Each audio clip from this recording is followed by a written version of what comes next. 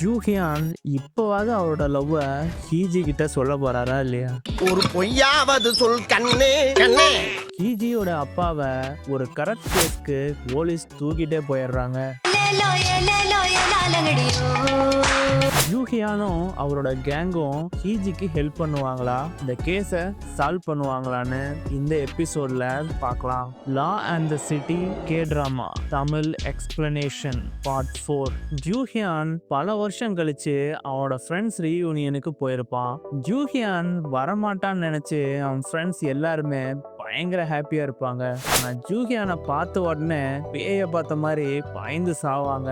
மறுபடியும் வந்துட்டானா? 6 நாள் தங்கினதுக்கே 6 ஆயுசம் முழுகிட்டான். இந்த முறை எத்தனை நாள் தங்க போறானோ? ஏன்னா அவனோட ஒவ்வொருத்தங்களோட சீக்ரெட்ஸுமே ஜூஹியானுக்கு தெரியும். அவனோட ஒரு ஃப்ரெண்டு சீக்ரெட் அஃபேர் வச்சிருப்பான், இன்னொரு ஃப்ரெண்டுக்கு டைவர்ஸ் ஆயிருக்கும், இன்னொருத்தன் பிஸ்னஸ்லேயே லாஸ் பண்ணியிருப்பான். இது எல்லாமே ஜூஹியான் வெளியே சொல்லிடுவான்னு நடுங்கிக்கிட்டே இருப்பாங்க. ஆனா ஜூஹியானுக்குன்னு ஒரு நல்ல மனசு இருக்கு, அதை யார்கிட்டையும் சொல்ல மாட்டான். ஐ ஆம் யுவர் பெஸ்ட் ஃப்ரெண்ட். ப்ளீஸ்யா. சொல்ல மாட்டேன், கண்டிப்பாண்ணே. தேங்க்யூ. ஹீஜியும் அவங்களோட கேங்கும் ஜூயான் இருக்க அதே பாருக்கு வந்திருப்பாங்க. ஹீஜியை பார்த்த உடனே ஜூயான் ஃப்ரெண்ட்ஸ் கண்டுபிடிச்சிருவாங்க. ஏன்னா ஹாங்காங்ல ஜூயான் பல மெசேஜ் பண்ணியிருக்கான் குரூப் சேட்ல, ஹீரோயின் நினைச்சு ஃபீல் பண்ணி. ஜூஹியான் அவங்களோட ஃப்ரெண்ட்ஸ் சேட்ல பயங்கரமா டெக்ஸ்ட் பண்ணியிருக்கான் ஹீஜியை நினைச்சு. இதை பார்த்துட்டு கரெக்டான நேரத்துல அவங்க ஃப்ரெண்ட்ஸ் போட்டு விட்டுறாங்க. அது மட்டும் இல்லாம ஹீரோவோட ஃப்ரெண்டு ஒருத்தன் ஹீஜியை பார்த்தோன்னே பயங்கரமா அட்ராக்ட் ஆயிட்டு ஹீஜி கிட்ட இன்ட்ரோடக்ஷன் பண்ணலான்னு பார்ப்பான். ஆனா கரெக்டா ஜூயான் அவனை துரத்தி விட்டுருவாரு. ரொம்ப போதையில இருக்கான்னு சொல்லி அனுப்பிச்சு விட்டுருவாரு. இந்த பஞ்சாயத்தை கலைக்கப்பட்ட பாடு எனக்கு தான் தெரியும். தேவையில்லாம சிறுத்தைய சுரண்டி பார்க்க தாங்க மாட்டேன். போ போ போ போ போ போ. கே டிராமா ஃபேன் இருந்தா கண்டிப்பா இந்த சேனல் உங்களுக்கு ரொம்பவே பிடிக்கும். லேட்டஸ்ட் கே கண்டென்ட்ஸை மிஸ் பண்ணாம பார்க்கணும்னா மறக்காம நம்ம கே சேனலுக்கு ஒரு சப்ஸ்கிரைப் பண்ணுங்க. ஹீஜியும் அவங்க ஃப்ரெண்ட்ஸ் சொல்றது எல்லாத்தையுமே நான் கேட்டுட்டேன்னு ஜூயான்ட்டி சொல்லிடுவாங்க. அது மட்டும் இல்லாம உனக்கு ரொம்ப மிஸ் பண்ண அந்த ஹாங்காங் மொமெண்ட் என்னன்னு கேட்பாங்க. வழக்கம் போல ஜூயானுக்கு ஃபிளாஷ்பேக் ரீவைண்ட் ஆகுது. இந்த தடவை அவர் டின்னருக்கு ஹீஜியை கூப்பிட்டுருப்பாரு. 2 பேரும் ரொம்பவே சாப்பிட்றப்பதான் ஜூயானுக்கு காம்ரேடுங்கிற மூவி ரொம்பவே பிடிச்சி போச்சு. அது ஒரு ஹாங்காங் மூவி. அந்த மூவில வர லொகேஷன்ஸுக்கு ஏத்த மாதிரியே அந்த லொகேஷன்ஸ் எல்லாத்தையுமே பார்க்கணும்னு ஆசைப்படுவாரு. ஹீஜிக்கு இது ரொம்ப பிடிச்சி போய் அந்த மூவியும் பார்ப்பாங்க. கூடவே அந்த எல்லா லொகேஷன்ஸ்க்கும் அவங்களும் வருவாங்க. ஹீஜி ஒரு பிரேஸ்லெட் மேல ரொம்பவே அட்ராக்ட் ஆயிருப்பாங்க. மணி கம்மியா இருக்கிறதுனால அவங்களால வாங்க முடியாது. ஆனா கரெக்டா ஜூயான் அந்த பிரேஸ்லெட்டை வாங்கி ஹீரோயினுக்கு போட்டு விட்டுருவாரு. பிளாஷ்பேக் முடிஞ்சு ஹீரோயின்ட்ட ஒரு சூப்பரான ஒரு ஆன்சர் சொல்லியிருப்பாரு. அவருக்கு எல்லா மொமெண்ட்ஸுமே எனக்கு ரொம்ப பிடிச்ச மொமெண்ட்ஸ் சொல்லி ரொம்பவே அவர் ஹீரோயினை ஹாப்பி ஆக்கிடுவாரு. அப்ப இந்த பிரேஸ்லெட் மட்டும் ஞாபகம் இல்லையான்னு ஹீரோயின் மூஞ்சி முன்னாடியே பிரேஸ்லெட்டை காமிப்பாங்க. ஆனா கையை பிடிச்சிக்கிட்டு இந்த பிரேஸ்லெட்டே நான் தான் வாங்கி கொடுப்பேன், இதை மறப்பேன் நான் பயங்கர டைட்டா ஹீஜியோட ஹேண்டை பிடிச்சிக்குவாரு. இவங்க 2 பேருக்குமே இது ஒரு ஆக்வர்ட் மூமெண்டா இருக்கும், ரொமான்டிக் மூமெண்டாவும் இருக்கும். இவங்க எல்லாருக்குமே நியூ இயர் லீவ் விட்டுருப்பாங்க. ஜூயான் வீட்டுல தான் பயங்கர அலப்பறையா இருக்கும். அவங்களோட ஃபேமிலி எல்லாருமே கெட் டுகெதர் பண்ணியிருப்பாங்க. 7 கழுத வயசாகியும் இன்னும் நீ ஏன் கல்யாணம் பண்ணிக்கலன்னு ஜூயானை போட்டு டார்ச்சர் பண்ணுவாங்க. வேற வழியே இல்லாம அந்த இடத்த விட்டு ஓடி வந்துருவாரு. ஹீஜி வீட்லயும் இதே கதை தான். ஜூயானை அவங்க 2 பேரும் மீட் பண்ணுவாங்க. அப்பதான் இவங்களுக்குள்ள எவ்வளவு பெரிய மிஸ்கம்யூனிகேஷன் நடந்திருக்குன்னு 2 பேரும் பேசலையே தெரிஞ்சுக்குவாங்க.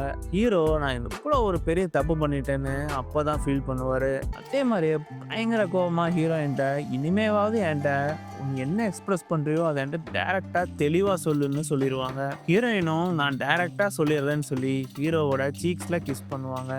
இதுக்கு மேல என்னால இனிமே டைரக்டா சொல்ல முடியாதுன்னு சொல்லுவாங்க. அதே மாதிரி ஹீரோவும் ஹீரோயினை கிஸ் பண்ணுவாரு. கிளியரா என் மெசேஜ் புரிஞ்சுக்கிட்டேன்னு இவங்க 2 பேருமே இவங்களோட லவ்வை மறுபடியும் ஸ்டார்ட் பண்ணியிருக்காங்க. ஆனா இது ரெண்டுமே அவங்களோட ஃப்ரெண்ட்ஸ்ட்டு சொல்லாத மாதிரியே நடிக்கிறாங்க. ஆனா அவங்க ஃப்ரெண்ட்ஸ்க்கு இது நல்லாவே தெரியும்.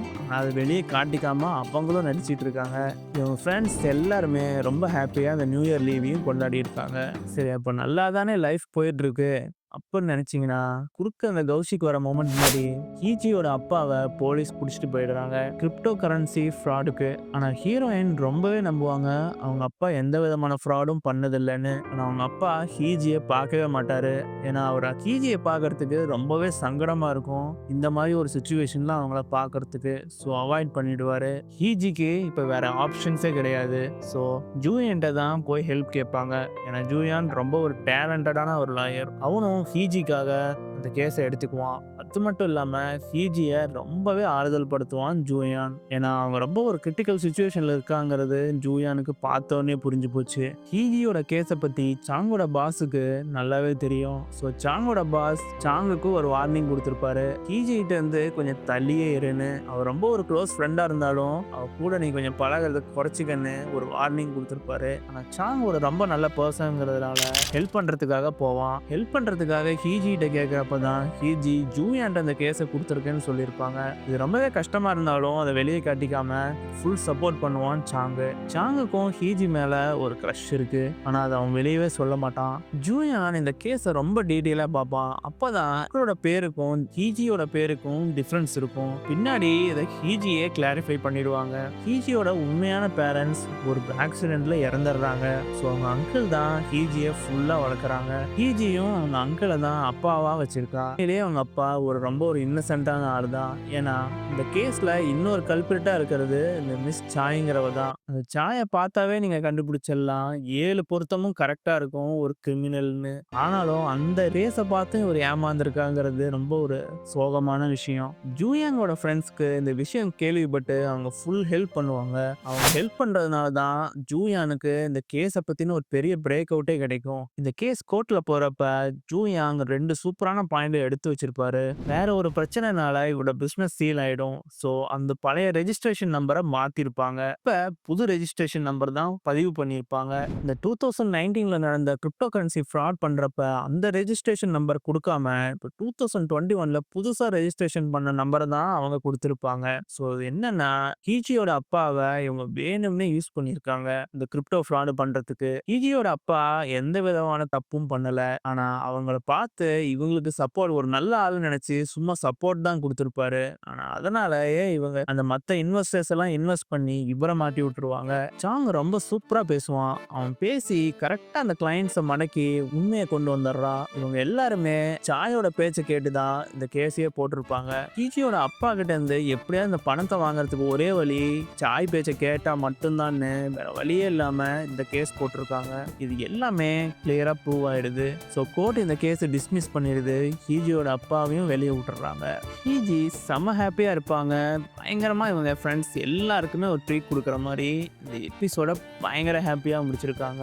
நெக்ஸ்ட் எபிசோட்ல பயங்கர டிஃப்ரெண்டான 2-3 கேசஸ் வருது. அது என்னன்னு நெக்ஸ்ட் எபிசோட்ல பார்க்கலாம். இதோட ஃபர்ஸ்ட் 3 எபிசோட்ஸ் நீங்க பார்க்க மிஸ் பண்ணியிருந்தீங்கன்னா மறக்காம இந்த பிளேலிஸ்ட்ல பாருங்க. சூப்பரா இருக்கும்.